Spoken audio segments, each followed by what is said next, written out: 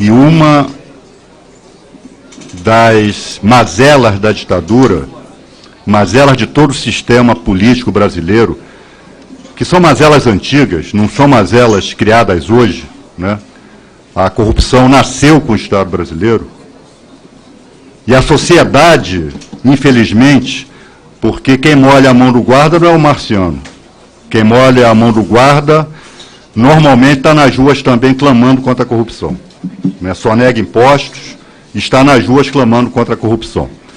O que eu estou querendo dizer com isso? O autoritarismo não derrotou a corrupção, até porque a corrupção viceja à sombra do autoritarismo. Né?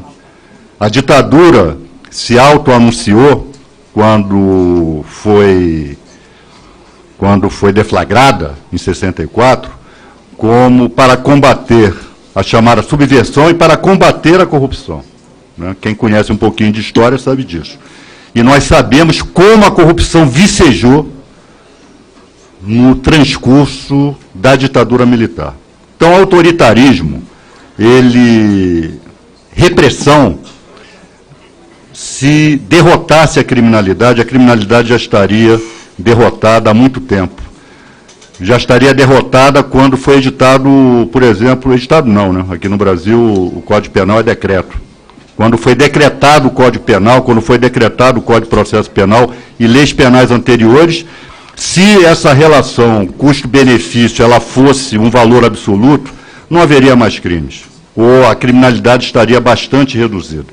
Ao longo dos anos, também disse e vou repetir aqui, diversos diplomas legais nesta área do combate ao chamado crime do colarinho branco foram editados, né, com recrudescimento de penas, com a criação de novos tipos penais. Fique imaginando se dentro de 10 anos, se aprovarmos todas essas medidas aqui, numa outra reunião aqui no Congresso Nacional, não estaremos rediscutindo aumento de pena, dizendo que o Brasil é o paraíso da impunidade, é o paraíso da corrupção, etc., etc. O que eu, na verdade, quero expressar é: direito penal não pode ser usado como instrumento de limpeza social e já mostrou a sua ineficácia como único instrumento para combater o que seja lá o que for. Mesmo na guerra, já que estamos falando em combate, nós gostamos muito, né? Parece que o termo combate é o termo que melhor apraz àqueles que querem enfrentar mazelas brasileiras. Mesmo numa guerra, a inteligência é um fator fundamental. A criatividade não é só a força bruta, não é só a capacidade bélica dos exércitos, mas a inteligência, a criatividade, né, são fatores decisivos também para se ganhar em batalhas e se ganhar em guerras. E não é o que eu estou vendo aqui. É a receita de sempre, é o receituário de sempre. Mais penalidade, mais direito penal, vendendo a ilusão à sociedade brasileira de que isto vai resolver os problemas de corrupção. É bom que a população entenda que esse pacote, que eu considero punitivista, repressivista, né, como é da tradição de certo viés legislativo brasileiro, ele vai se estender para todos os campos do processo penal. Isso não é só para combater a corrupção, não. Não é só para como se anuncia aqui, o grande criminoso de colarinho branco, o grande corruptor.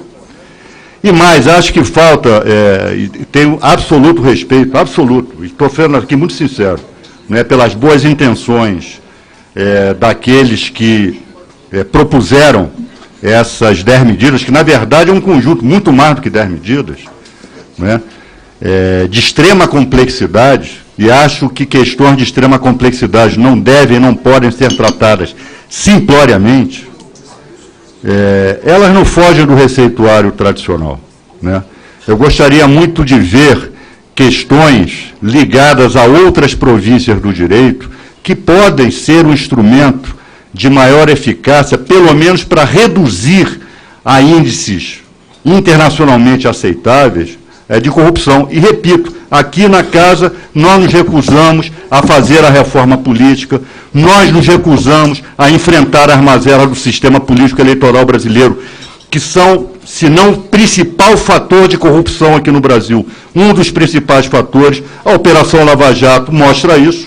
Quem é que está lá na Lava Jato? Né? É o mundo político, em contubérnio com o mundo empresarial. E só com o direito penal, ora, a criminalidade sempre dá um jeito de burlar e driblar o direito penal. Né? E repito, isto depois vai penalizar quando os empresários fizerem as suas delações premiadas, que, aliás, segundo matéria jornalística, não sou eu que estou dizendo, essas delações já produziram uma despenalização de 326 anos. E nós vamos esperar também dos investigadores e dos responsáveis que nos digam quanto, em termos do que foi surrupiado do Estado, qual é o percentual de recuperação desse dinheiro, para que não passe a impressão à sociedade que o crime compensa. Vou cometer crimes e depois vou fazer delação premiada, depois não recuperaram parte daquilo que eu roubei e vou usufruir aquilo que eu roubei porque aquilo não foi detectado. Então, uma série dessas medidas, quero dizer aqui, a Ordem dos Advogados do Brasil, ao examinar as chamadas 10 medidas, rejeitou-as, né, na sua grande maioria, por mais de 2/3 dessas medidas foram rejeitadas pela Ordem dos Advogados do Brasil, o Conselho Federal da Ordem dos Advogados do Brasil. Diversos juristas brasileiros têm se manifestado, diversos, não são ilhas de juristas, diversos, têm se manifestado contrariamente, apontando as mais diversas inconstitucionalidades. Então, o que se vê aqui, na verdade, é mais força da retórica do que força do argumento. E gostaria de fazer também aqui um breve reparo à fala da ilustre autoridade aqui convidada, quando se referiu a um colega seu, da forma como fez. Deselegante, desqualificando o seu colega. Eu não vou entrar aqui em questões internas do Ministério Público, mas tenho recebido de diversos procuradores da República, das minhas relações, críticas a esse projeto. Então, dizer que isso aqui é um projeto da instituição, mas eu não vou entrar em questões internas do Ministério Público, não sou membro do Ministério Público, uma instituição que nós aqui, né, quando eu digo nós aqui, é a política, a constituinte, né, nós ajudamos a desenhar, e com todos esses poderes que o Ministério Público tem hoje, e muitas vezes usados abusivamente. Eu gostaria, senhor presidente, eu me inscrevi, eu estou na inscrição de 3 minutos, eu gostaria de agregar esse tempo, que depois eu também não falo os 3 minutos, o tempo de líder mais dos 3 minutos, tá certo? Tudo bem. Tá bom? Obrigado. Foi citado aqui, aliás, é o modelo